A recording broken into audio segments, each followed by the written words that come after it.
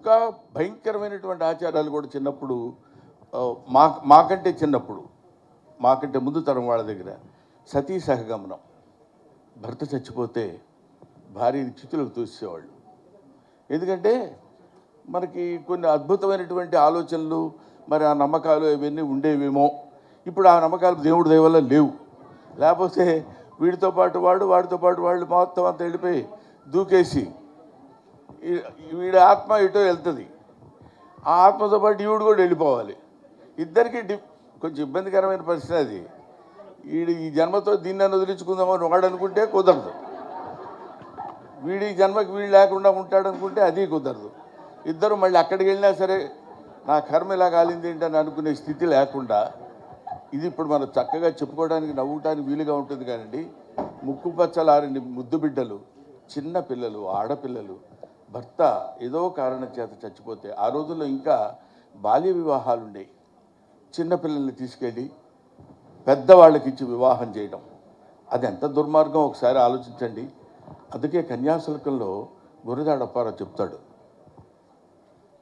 పుత్తడి బొమ్మ పూర్ణమ్మ అనే స్టోరీలో ఏం చెప్తాడంటే, మీరు జాగ్రత్తగా పరిశీలించండి.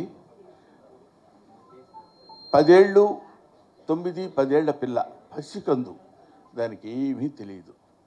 దాన్ని 60 ఏళ్ళ 70 ఏళ్ల వాడితో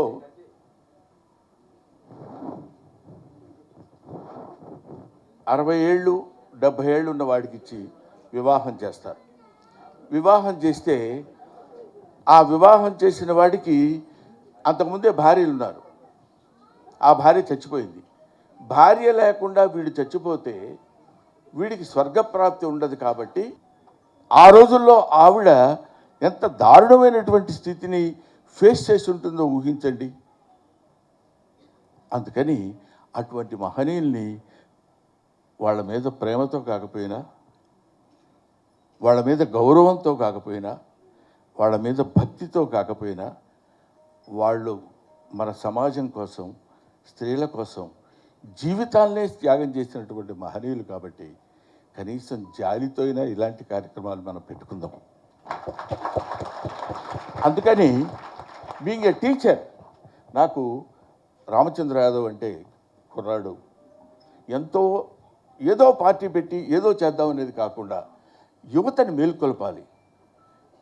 you can criticise an old man because you know what he is. Don't criticise an young man because you don't know what he will be. ఆ తర్వాత వాడు ఒక అబ్దుల్ కలాం ఇవాళ తయారయ్యాడన్నా, ఒక సర్వేపల్లి రాధాకృష్ణన్ తయారయ్యాడన్నా, ఒక అంబేద్కర్ తయారయ్యాడన్నా, ఒక లాల్ బహదూర్ శాస్త్రి తయారయ్యాడన్నా, వీళ్ళ పేర్లే నేను ఎందుకు చెప్తున్నానంటే, వీళ్ళు మట్టిలో పుట్టిన మాణిక్యాలు.